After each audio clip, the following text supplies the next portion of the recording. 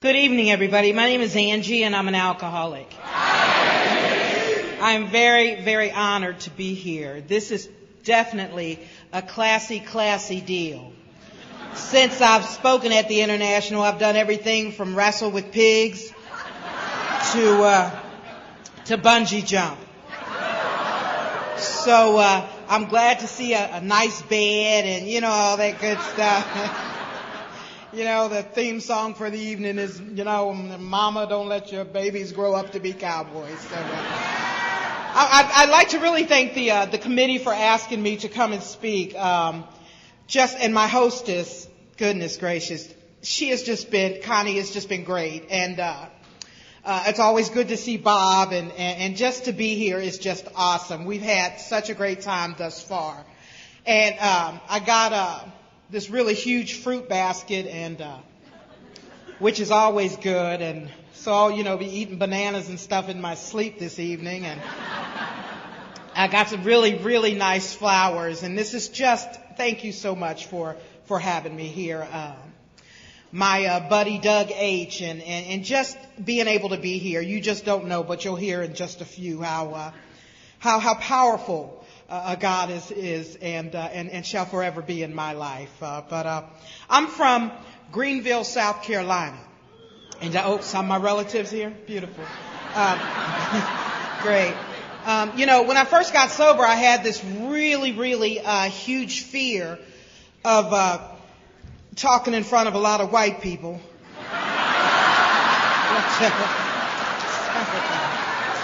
Jeez. And I just want you to know, Minnesota, that you brought it all back for me this evening.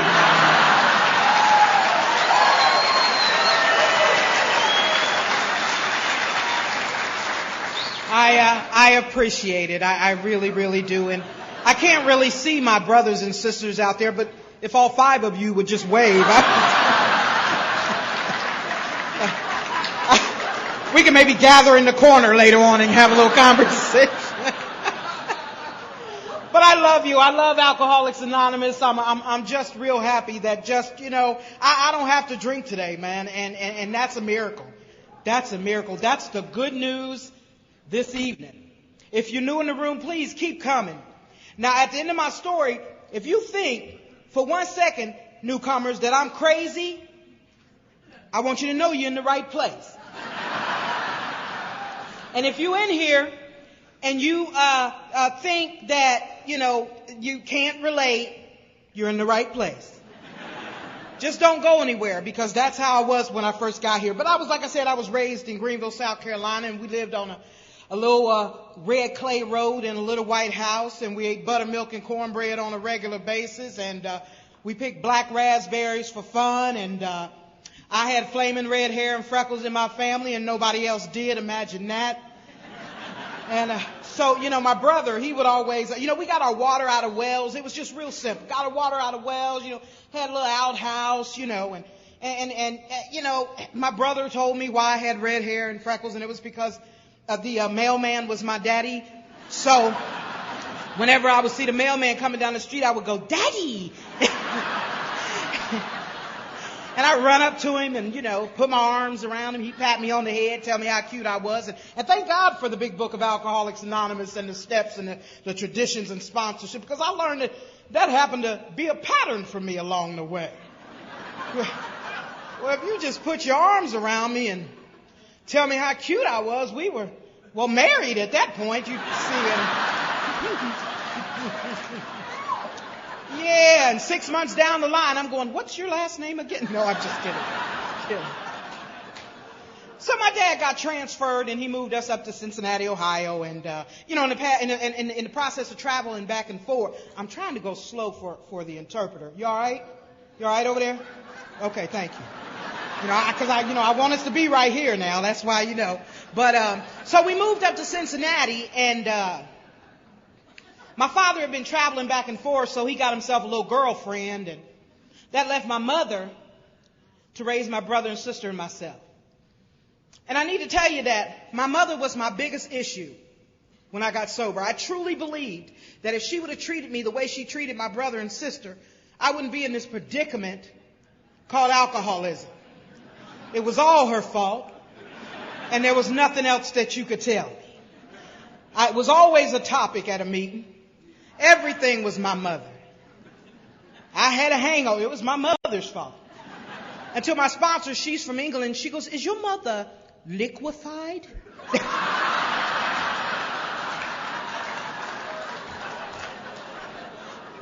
Because that's what we deal with here, is liquid. Say, yeah, right, lady. Whatever. And I'll tell you about my mother. She was my biggest resentment, but I need to tell you that today my mother is having some mental health issues. And my mother's not somebody who believes in taking medication. And she's struggling. But I love you, Alcoholics Anonymous, because what you taught me to do was love my mother for the woman that she is. Not the expectations that I placed on her since a little bitty girl, but the woman that she is, who has her own set of deal that she has to deal with. You taught me how to be my mother's friend. How to be less selfish. A little less self-centered. But my mother shared something with me not too long ago in her moments of clarity. She said that when the nurse gave me to her, that she said to my mother, you watch out for this one. She's going to be touching many people's lives. And my mother said, isn't that funny? Al-Anon said, oh.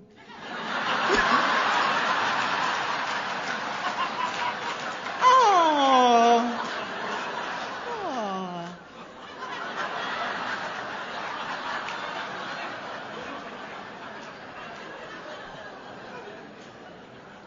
Said you're going to be touching a whole lot of people's lives.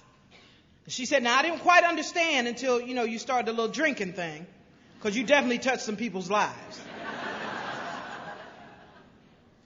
But I let her listen to one of my CDs. And I let her listen to the one from the International. And she said, they all listen to you? I said, yeah, Mama, they listen to me. For what? Well, they Mama, they asked me to go and I went. She said, so you went out of the country to talk? I said, well, yeah, when you put it like that, I guess, She said, well, I'm trying to understand that AA thing, but it's getting right hard as we go along. So I said, Mother, don't you worry about it. But at least today, you guys, as a result of Alcoholics Anonymous and a God of my understanding, I can be there for my mother. The one that caused her the most pain is the one that she could depend on. And that's thanks to you. You taught me how to be a daughter, and I'll be forever, ever thankful. Anywho,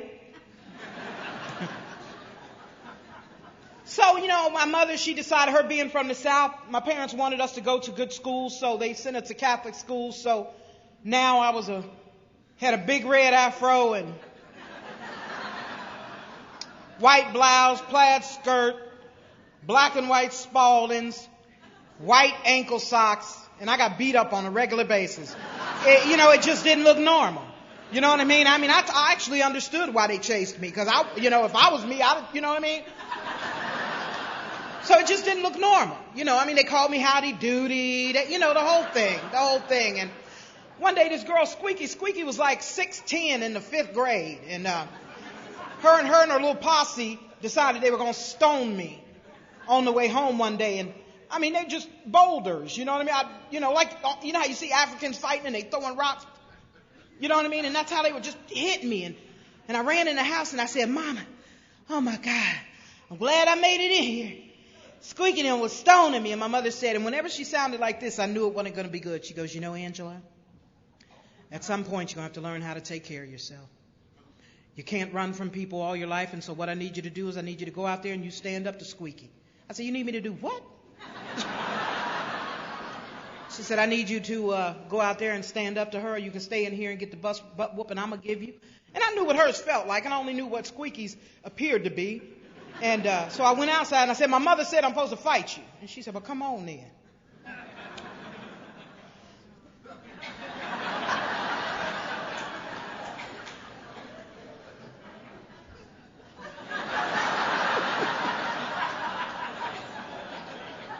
And then I reached up. I got her right here. Oh, man. Man, that was the happiest day of my life. I couldn't believe I hit her. Now, she didn't budge. And I looked at her and I said, you getting ready to kill me, ain't you? So she gave me the big beat down. But I got this thing called alcoholism. I got this thing that makes me forget what I should remember and remember what I should forget. Now, I forgot all about the big beat down that she gave me. But what I remember was that I hit her. See, from that point on, I became a boxer. Yeah, when I came into AA, I told him, I'm an old timer. Don't mess with me, buddy. I've hurt people. They say, yeah, right. Yeah, you've hurt people, all right. Told my sponsor, well, I don't want you to really make me angry because I have issues. And, so I'm kind of going to work the steps at my own pace, if you don't mind. I got this right here. Let me see. Step one. You want me to? Told my sponsor that. Come on now. I told you I'm the knockout queen. But you work a few steps and you got to get honest about some things. And, they called me the knockout queen because every time somebody hit me, they knocked me out. So, that blew that, whole thinking I'm bad thing. But so my mother one day came and picked me up from school. I was going to a Catholic school called St. James of the Valley, and she came and picked me up and she took us to a neighborhood. We lived in the projects when we got to Cincinnati, and she took us to our home. My mother was a waitress, and then she ended up getting a job at a factory, and she got us a home. And when she took us there, it was in an all-white neighborhood. So from the age of 13 to probably 20, I wasn't even black. I listened to Bob Seger and the Silver Bullet Band. My favorite girl group was Heart.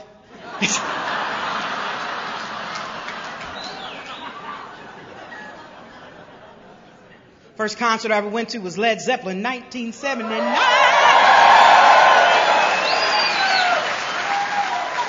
That's right, I was there. Dun, dun, dun, dun, dun, I was there. I was at the Ted Nugent Foreigner concert. Yeah. Foreigner was singing Feels Like the First Time. You remember it, don't you? I have waited a lifetime. Spend my time so foolishly. I know I can sing too. I'm trying to tell you what's up. Woo!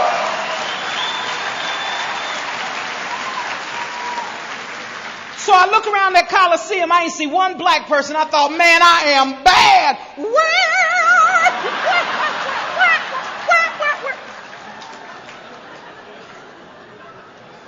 And from that moment on, ladies and gentlemen, I became a legend. In my own mind. And so I lived my life as I went through music. Everything was a song. Everything was a song. Everything that happened, every drink I took, it was a song. My friend Rebecca came over, and she had a brown bag, 2 bottles. It was Boone's Farm.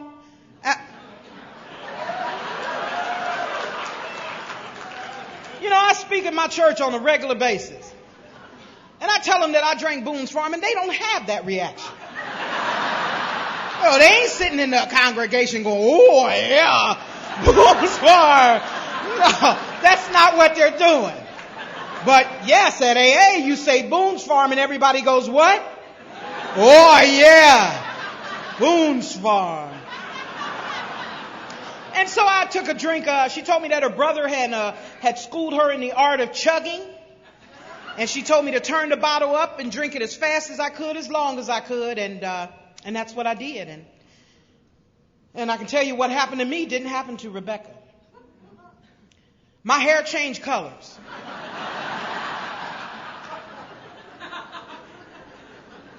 I didn't have freckles on my face anymore. It's almost like they were just leaving. Whoosh. Whoosh. Whoosh. I looked over at Rebecca, her being my friend and all, and me being a boxer. All I could do was soccer. Just a little love thing I got going on. A little love thing. And now I'm going to tell you, this thing happened to me on the inside of me. It was an amazing deal. Actually, it just kind of crept up my body. See, some people say they didn't experience it. If you did, that's good. But it just crept up my body. And when it got to the top of my head, I knew without a shadow of a doubt that this was something I was going to do on a regular basis. I knew that, just like it talks about it in the book, alcohol had become my master from that day forward. And every opportunity I got, I was going to drink. Because for the first time in my few years, I felt a way that I almost knew nobody else felt that way from alcohol. And I beat up Rebecca and I set off on this thing of drinking. And I ain't got listen, I know I'm an alcoholic. It's a couple of drugs in my story. I know.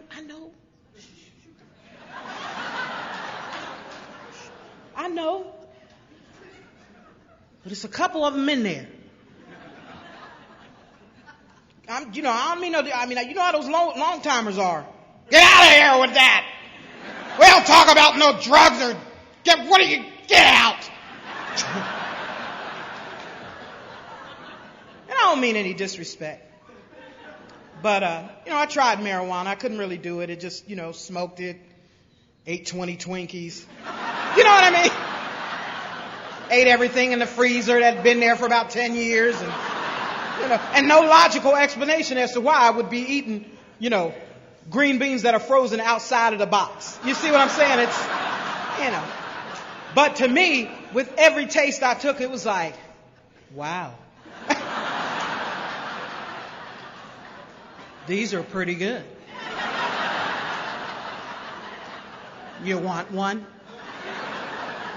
So I couldn't really deal with that. And I did, some acid, and it got me a mental health diagnosis. But I have to tell you this. I was, my friend Rebecca had given me a couple of little pills and told me to take one. But you know how many I took? 2. And it was strawberry mesc. And, I'm sorry. They don't have strawberry mesc in... Okay, sorry. So it was I took it, and she told me to take one. I took 2, and they decided that they wanted something to eat and asked me to pull into the drive-thru at McDonald's. And right as we pulled in, the acid began to take effect. And I rolled around, and it was like a colorful little ride, and through the drive-thru. And I got to the box, the little box, and some little guy starts sweating me about what do I want, you know what I mean? And I said, what do I want? No, what do you want? What do you want? And how did they get your little butt in there? You see what I'm saying? This is why I don't do drugs. See, I'm an alcoholic. See what I'm saying? Ain't no doubt about it. Nobody else would be concerned about why the little man is in the McDonald's box talking to me. You see what I'm saying? And then I drive on through there, and it's merrily, it's colorful, it's a beautiful thing till we get to the next window, and somebody pushing bags at me, and I'm pushing bags right back at them. Try to give me nothing I don't want. So I'm tussling with the little dude in the visor. He's asking me if I want ketchup. I can't understand what he's saying. Are we fighting? We tussling. They call the police. They call the police. The police come. They ask me, ma'am, what's the problem? And what is your name? And I told him that my name was R2D2. And he didn't like that. They don't take too kindly to that falsification. You know what I mean? And so I ended up going to jail that night. And it was a colorful place. All kinds of beautiful things on the wall at the jail. And that was my first stint with jail, and I got out and I said, okay, now drugs, I can't do that. No, can't do those. Those take me to jail. And so, I was on it it stayed with me for a long time. I went home laying in my bed. I don't know if you guys remember that, but they used to have those big furry feet that you could put on your wall. It was back in the day, young people, but big. So I'm laying in the bed and I'm tripping and this big foot falls on me. And I'm tussling with it. Get off of me! Unhandle me! Mama! And my mother comes up to the room and she opens the door and she's standing there with my father and they're both going. I said, Mama, get it off of me. Mama, it's got me. And she said, I know, baby. Mama know it's got you. So she, put me in the car, me and my big foot, and kindly had me probated. And so I stayed in there and never once told them, that there was an issue or anything. And I got out of there and just started my deal. And at the age of 17, I got introduced to a guy, and I was singing working in a recording studio, and I've been singing since I was 3. And so I'm working in this recording studio. Am I going too fast, baby? You still with me? I see you, baby. I see you. She said. So I'm working in this recording studio. I'm partying, drinking, just having a good time. And I walk out one day after singing in the bathroom. And the acoustics are good in the bathroom. And I'm singing in the bathroom and come out the door and there's this man standing there, this tall man standing there. And he said, I can make you famous. I just heard you sing. And if you're an artist, man, you pray for that day. When somebody goes, oh my God, I just heard you sing. Nobody has signed you yet? I'm Bob from Epic Records. You know what I mean? Now, it wasn't Bob from Epic Records, but it was a guy. And he told me that he could make me famous if I would go to Las Vegas, Nevada with him. And I told him I'd have to ask, my parents. So I went home and I told my mother of my discovery. I said, I will be back for you when I get my first Grammy. My father was like, oh, Lord. And my father kept things real simple. He used to just look at me and go, something is wrong with you. He didn't try to figure it out. He said, something is wrong with you. My mother said, Angie, please don't go. My father said, let her go. She ain't working. Let her go. And so I left with this man and I went out to Las Vegas. And at a very young age, I was out in Las Vegas opening up for some of the biggest stars and having the time of my life and drinking 24/7. But this strange thing started happening.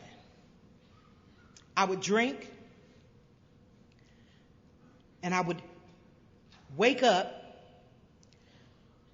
next to somebody where when we look at each other, we both go, damn! And he's got one tooth and it's gold. And he's going, but you told me you love me. I said, oh boy, this isn't good. Can I have a drink, please? And so I stayed in Las Vegas for a little while. But the gentleman that I went out to Las Vegas with, he wasn't a drinker. He was a drug user. And he was shooting drugs intravenously. And he introduced me to those. And I stayed out in Las Vegas and I drank until I actually felt like I couldn't drink anymore. And that's all I lived to do was just to drink. Just to get that feeling that I got that first night when I picked up that alcohol. And one night he comes to me and he tells me he needs to drive me to the store. He needs me to drive him to the store. And I drive him to the store. And when he goes in, he shoots and he kills the owner. And he comes back out in the car and he has blood all over me. He told me to go and I just pulled off like he told me to. And they got us about 5 blocks down. And so you couldn't told me this little girl from South Carolina. See, there's some people in there drinking who can say what's going to happen to them when they drink. I would like to be able to say what's going to happen to me when I drink. But when I put alcohol in my system, I can't tell you what's going to happen. Because you could have told me this little girl from Greenville, South Carolina, that one day would be sitting on trial for complicity to murder, watching this woman sit up and tell me what I've done and the man that I've taken away from her, which was her husband. Watching his little girl cry. And for a long time, I couldn't tell you that in AA. I couldn't tell you that. I didn't want anybody to know. I ended up getting a floater out in Nevada. This gentleman is still in prison as we speak. And here I am in, where am I, Minnesota? Speaking at an AA convention. Now, I don't know why God works the way he does, and I don't particularly question it. All I know is, by the grace of God, I'm in Minnesota today. Thank you, God. And so I came back to Cincinnati and I made a solemn vow. See, one of the reasons why I don't really yell at people that drink again or anything like that. Because I need to tell you that every time I said I wasn't going to drink, I meant that from the bottom of my heart. But I didn't know that I was powerless over alcohol and that it dictated to me what was going to be done. I was clueless to that. But I would tell my mother, Mama, I ain't going to drink no more. Daddy, I ain't going to drink no more. And in the depths of my soul, I meant it. I meant it. But to the untrained eye, we appear liars. We appear liars. My parents could never understand, why is it that when you drink that, you can't stop? I don't know. My son gives me that same answer today. And when he says, I don't know, guess what? I understand when he says, I don't know. My father didn't even understand. He said, what kind of answer is I don't know? But I didn't know why. And maybe you can relate. I didn't know why when I drank alcohol, I wanted desperately to stop it too. I'd say I'm going to drink this and then I'm going to leave. I say I'm not going to drink wine. I'm going to drink beer. I'm a little bloated, so I'll do light beer. Just like the remedies and the recipes it talks about in the book. I was always trying to come up with something to make it work, clueless to the fact that nothing was going to work. And I got back, I said, okay, I'm going to do the right thing. I'm going to do the right thing. I'm not going to drink, Mama. I'm not going to do anything. It lasted me all of 2 weeks. And back in Cincinnati on Sundays, you could get on the city bus and you could ride all over the city. And my brother and sister and myself took this ride all over the city. And we got downtown Cincinnati to the corner of Liberty and Vine. And there was this restaurant there, and it was pimps and prostitute Cadillacs, Lincolns sitting there, was listening to Shaft on their little 8-track. And I remember my little sister looked over there and she said, boy, you couldn't pay me to go over there. And my older brother said, shoot, me neither. And I remember thinking, I'm going over there tomorrow. And see, that's the kind of mind I have. See, they said they wasn't going to do it. I say, I'm going over there tomorrow. So I start riding the bus from my home, where my mother moved us out to the suburbs, all the way downtown on a regular basis to hang out with my friends whose names was No Neck, Greasy Feet, and Tie-Dye. I remember one time I brought them over to my father's house. He said, don't you let them sit on my furniture. Who would name their kids that? My friends. I don't know what kind of friends you had out there. My friends taught me how to write other people's checks. My friend taught me how to roll up clothes and put on a girdle and go in a department store and stick them in there, put it on, walk out. I got 10 outfits in a girdle walking out. My friends. But then when I got arrested that day, with all those clothes in that girdle, I never saw my friends again.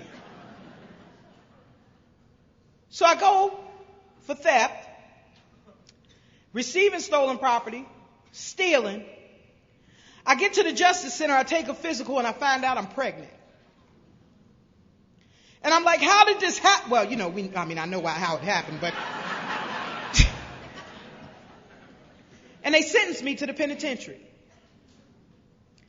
And I go to the penitentiary with a baby growing inside of me. And I can tell you without a shadow of a doubt that the reason why I was able to get through that time was because every single day I would rub my stomach and I would tell my child, I'm going to be a good mother. When I get out, I'm going to do the right thing. I promise you. And I meant that from the bottom of my heart. See, but I didn't know at the time that I got this thing called alcoholism that's more powerful than the love that I feel for my children. And I rubbed my stomach and I rubbed my stomach.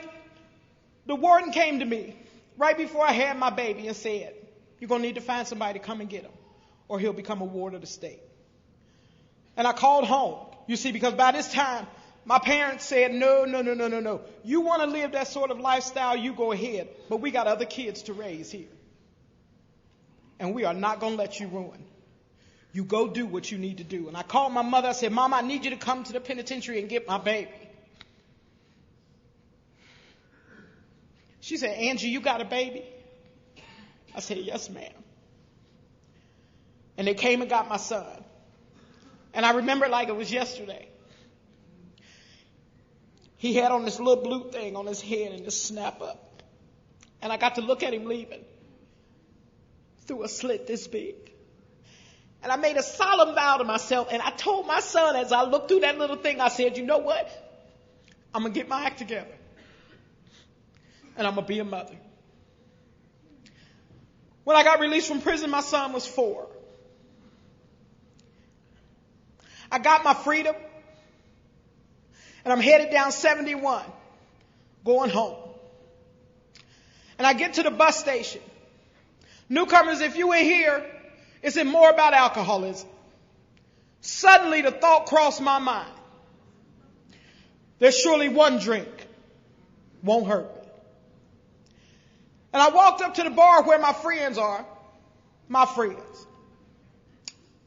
They ain't sent me a dime in the penitentiary. But my friends.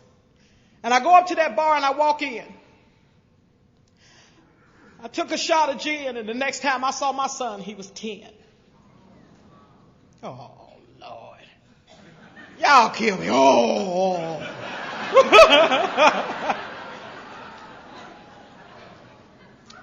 The next time I saw him, he was 10. Stronger than the love that I feel for my children. And you know what? I had no logical excuse to tell him or my parents. I'm in the same city, drinking in the same city as my child, and I can't get to him. See, I don't struggle with the powerfulness of alcoholism. I know it's cunning and I know it's baffling.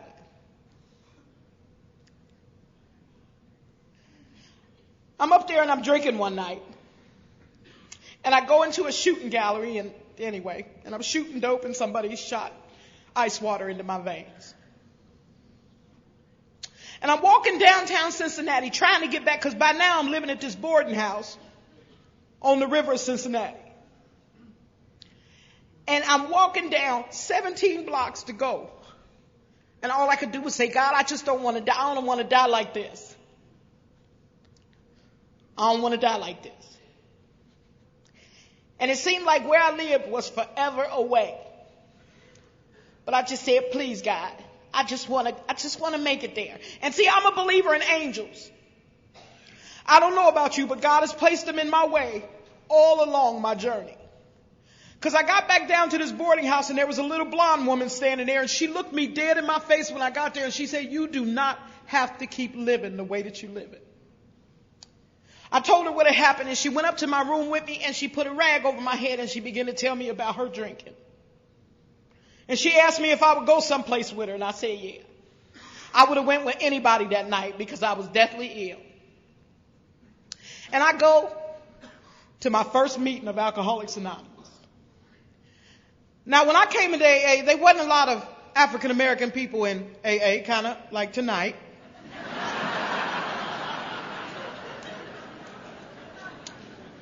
And it was a weird, peculiar thing, because when we pulled up, it was 200 Harleys parked out front, all these white people, everybody had a white cup.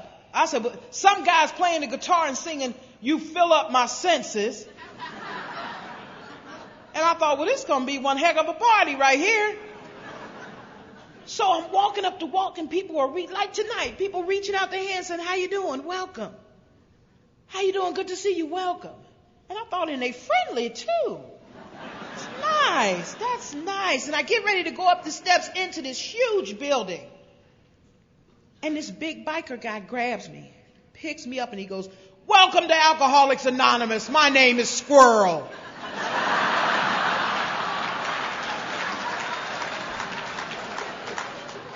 I say, Alcoholics Anonymous?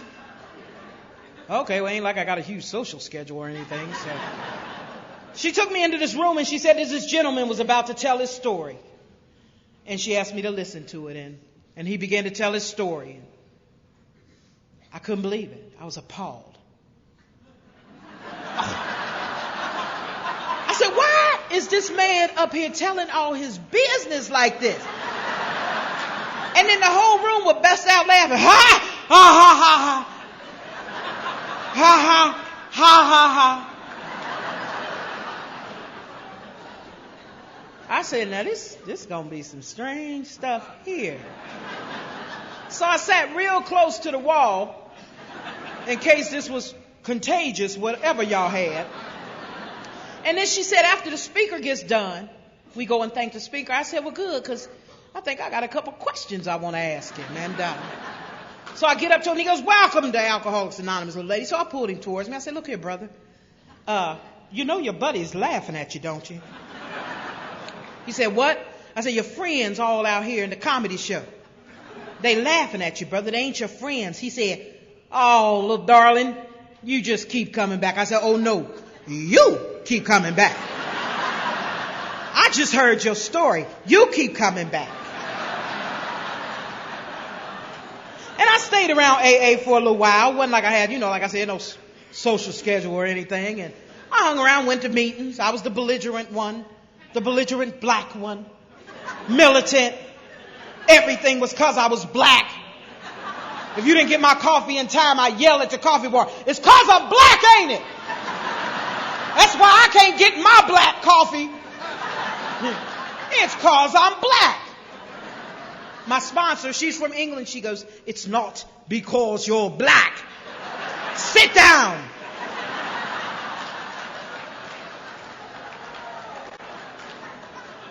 I said, well, listen to you. Always after me Lucky Charms.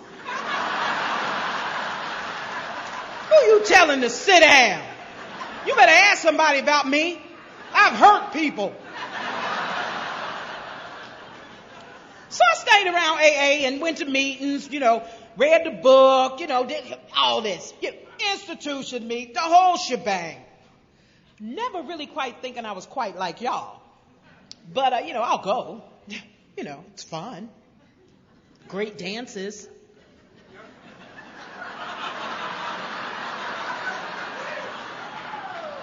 I wasn't that far out of the club, so a dance was the closest thing to me. I was ready for a dance. Didn't want to do too many meetings, but I danced. I was there. Just dry, so crispy you could snap one of my fingers off.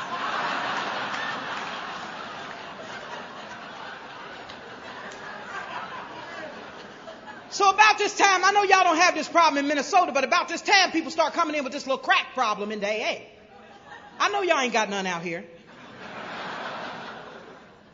I said, oh no, we don't deal with crack here. Then y'all sit over there in that corner, and I'll sponsor all of you. But this is Alcoholics Anonymous. Maybe one day they'll come up with a Crackaholics Anonymous. But today, you're in Alcoholics Anonymous. I'm going to have to ask you to be quiet. And we'll start working some sort of step program as soon as I can figure out what the heck to do with you. So I'm running around to everybody in AA. You know them crackheads trying to take over AA. All of them back at the back table like this. I said, look at them. Look how dangerous they look. They're like this.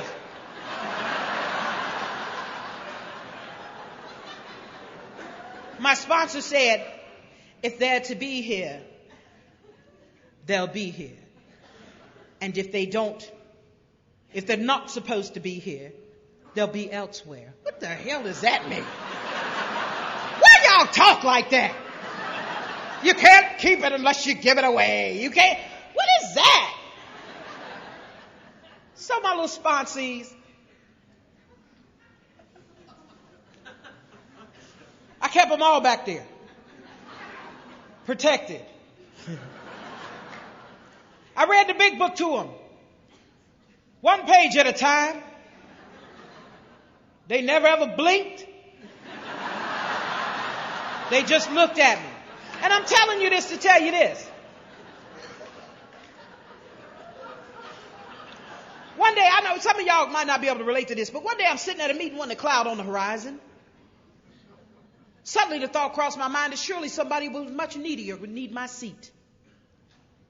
Somebody is struggling who needs my seat in Alcoholics Anonymous, and I shall give it up for them. And you were talking about God using you as an instrument. I said, you know what? I think God using me as an instrument too. I think what he wants me to do is go find some black alcoholics and bring them into AA. Off we go into the wild blue yonder. So I grabbed my big book, the real big one, in case, we had some issues. Big book.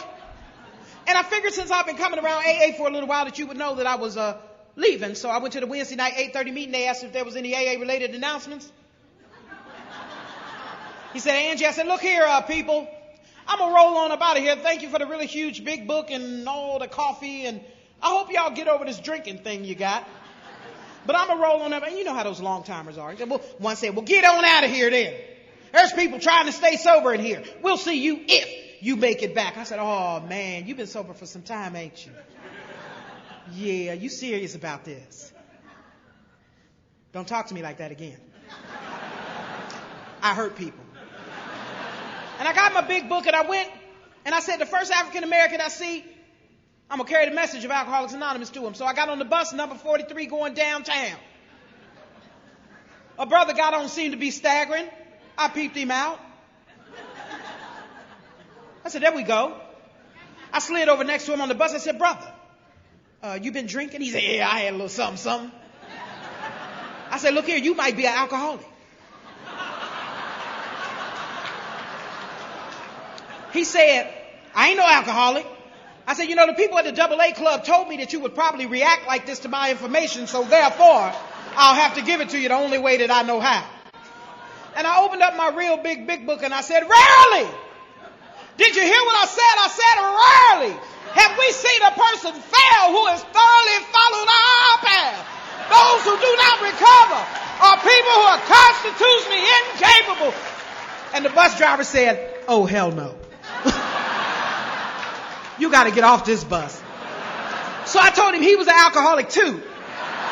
So I got off the bus and I went downtown where I knew it was some black alcoholics, and I went in the bar, pulled the plug out the jukebox. I said, black alcoholics, they got a place for you. It's called the AA Club. They said, well, then what you doing down here? I said, I graduated. That's what I'm doing down here. And I'm in there reading them, chapter 5, really important chapter to me. They wouldn't listen to me. I stood on the plug and I said, I'm going to have to give this to y'all the only way that I know how. At the bar. I said, rarely! Did you hear what I said? I said, rarely have we seen a person fail who has thoroughly followed our path. Those who do not recover are people who are constitutionally incapable of being honest with themselves. There are such unfortunates. They seem to have been born that way. They are not at fault.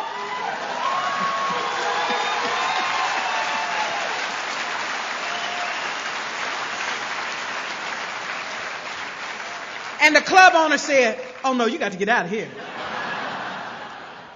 Newcomers, suddenly the thought crossed my mind. Surely I could have just one. Y'all killing me, man. Y'all killing me with the emotion, man. Woo!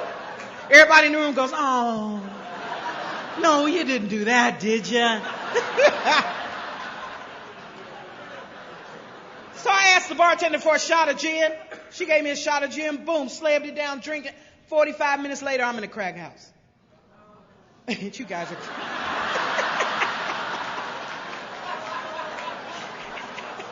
You're killing me. Minnesota, you're killing me. Oh. She went to the crack house. Oh. I made it out. Thank you very much.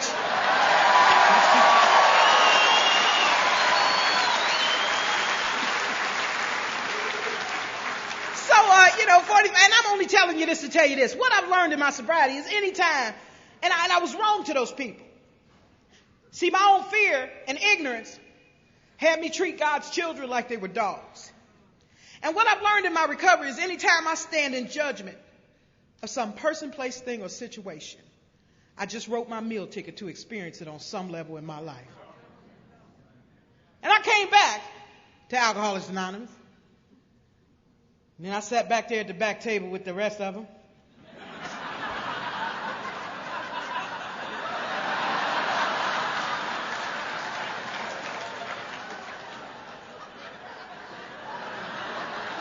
blink my first year of recovery.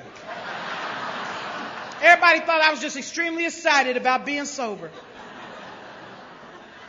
And I walked back into that coffee house, and that same old timer that said, "Get out of here," was in the coffee bar. And when I got back, ladies and gentlemen, to Alcoholics Anonymous, June the 20th, 1991, I weighed 75 pounds.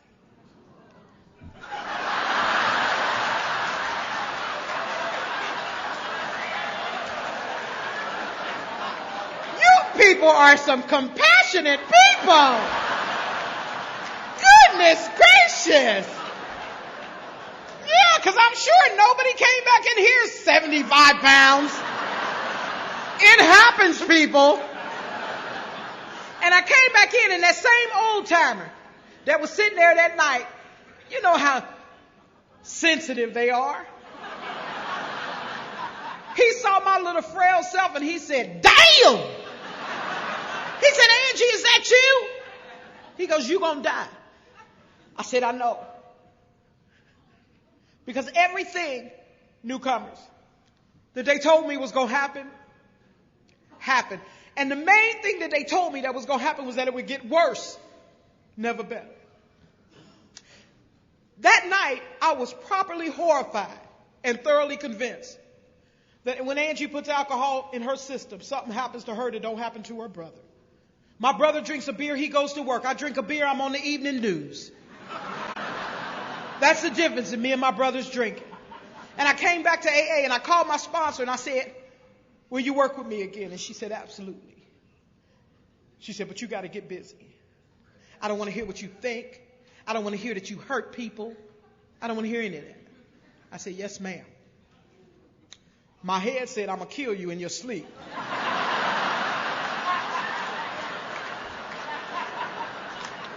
But what came out of my mouth was, "Yes, ma'am." Y'all know y'all done thought that about your sponsors.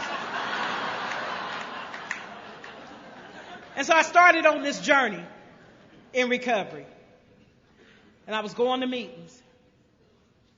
And I was going to conferences. And I was working the steps. And something happened. I can't tell you when it happened, but I can tell you this much. At 2 years sober, the realization sitting in my living room that I was an alcoholic came to me clearer than ever. It talks about it in the book. I've got this thing. I remember I ran over to my neighbor and I banged on the door and I said, "Girl, I'm an alcoholic." She said, "If you come back over here again, I'll call the police." Because, I didn't really know her like that, but I began to do this thing. Newcomers, if you're struggling with whether to do it or not, just do it. See, that's what my sponsor told me. Don't just do it. So if they say that they suggested stuff to you, newcomers, that's not what they're doing. They're telling you, really. They use suggestion as a nice kind of way. But my sponsor says things like, "I strongly suggest." That don't sound like, "Do you want to? Would you like to get together?" Nothing like, and I needed that. I needed that. And my sponsor was a white woman. I told her we had to talk, me being involved in the civil rights movement. Told her that, we was going to have problems because she's white and I'm black. If you're in the room and you're struggling with a white sponsor and you want to come to me and talk about it, come and talk about it. But let me tell you what my sponsor did. My sponsor said, "I need for you to look through the big book of Alcoholics Anonymous. Show me in there where it says that I cannot sponsor you because you're black and I'm white." "No problem. Give me the book." So I start turning the pages. White people stuff, white people stuff. Hampshire Grenadier, white people stuff. Here, Bill Store, no. And I got to the back of the stories. And there was a black woman in there. And she...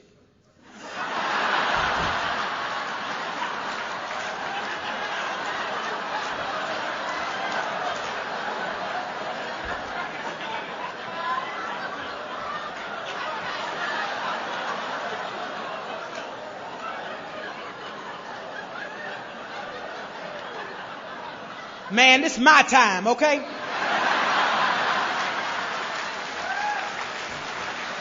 I ain't got that much more time, but you ain't getting ready to take no time from me back there laughing like the lion on the Wizard of Oz.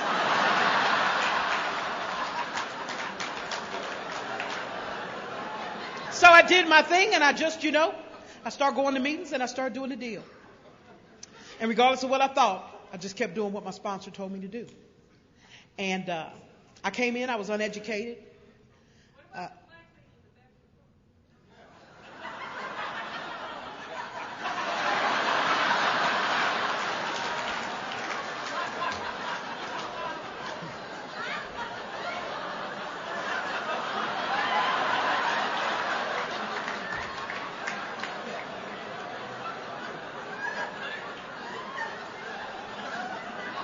Is that your sponsor sitting next to you?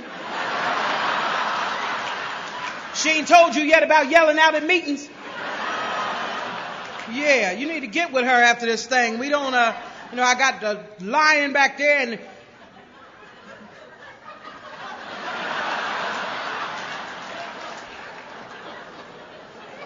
Y'all crazy in Minnesota. Bob, what you gonna do about this, man? Handle your business, man. They yelling out. Back in the back, what's really going on? So the black woman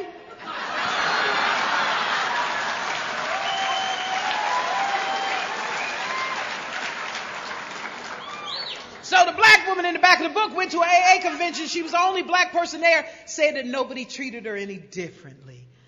Oh. That's what my sponsor wanted me to see. That regardless of my skin color, that if I had an honest desire to stay clean and sober, I could get help in Alcoholics Anonymous. And that's what happened.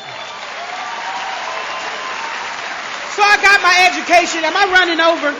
I'm sorry. How much time I got left? Be honest with me. Bob, how much time I got left? 5 minutes?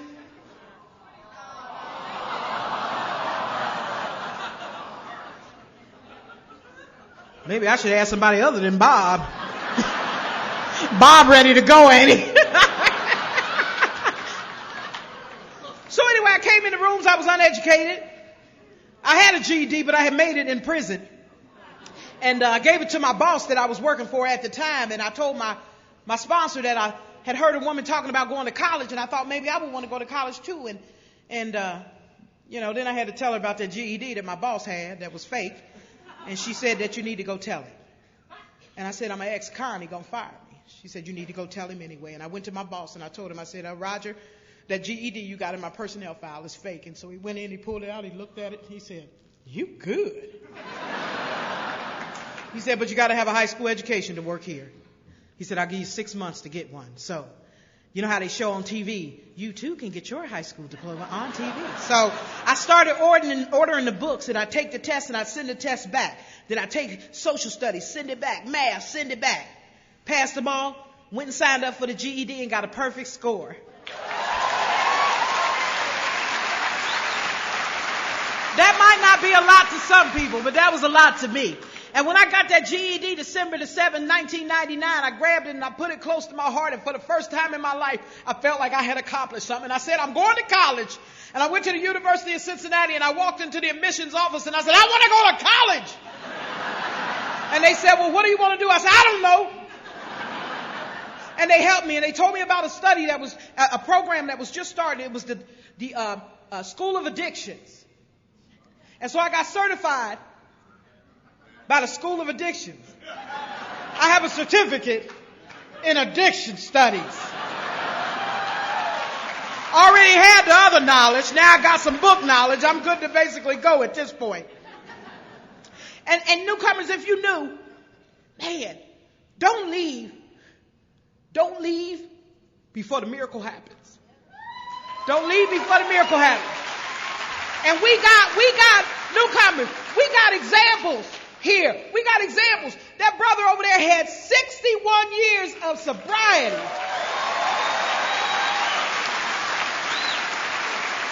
See, those are the people I go talk to. I go talk to the ones that's been around for forever, and I ask them, how did you do it? Tell me how you did it. Tell me how you did it when it wasn't 1,000 meetings in the city. Tell me how you did it. Show me the way. I need your help. A lot of people focus on the newcomers. I do too, but I like the long timers. Because see, when I got sober, they didn't care nothing about my inner child. When I got sober, they didn't want to hear about my feelings. What they wanted to see was, did I want to stay clean and sober, and was I willing to go any lengths to get it? So I'm about to graduate from the University of Cincinnati. I can't wait. I get to wear a cap and gown.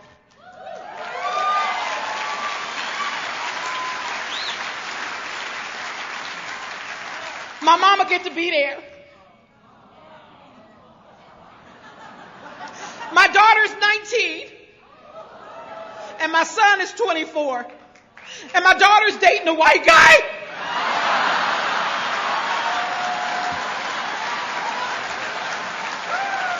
And my son wants to be a rapper.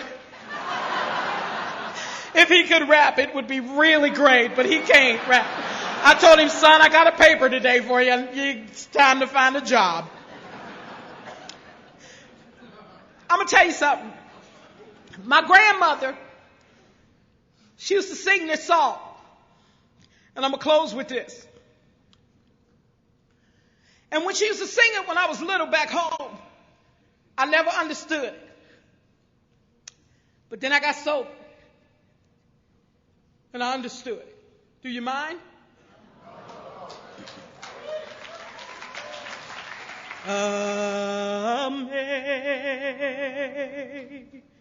Amazing grace, how sweet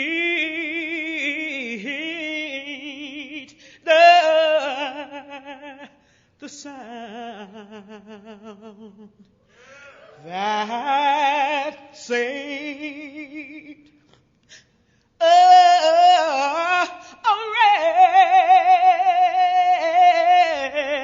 wretch like me.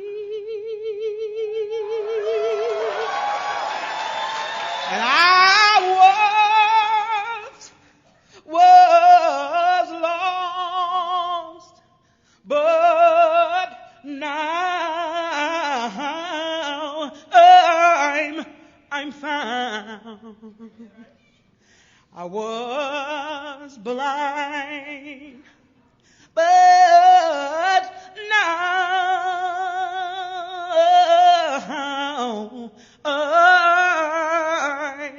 I see. God bless.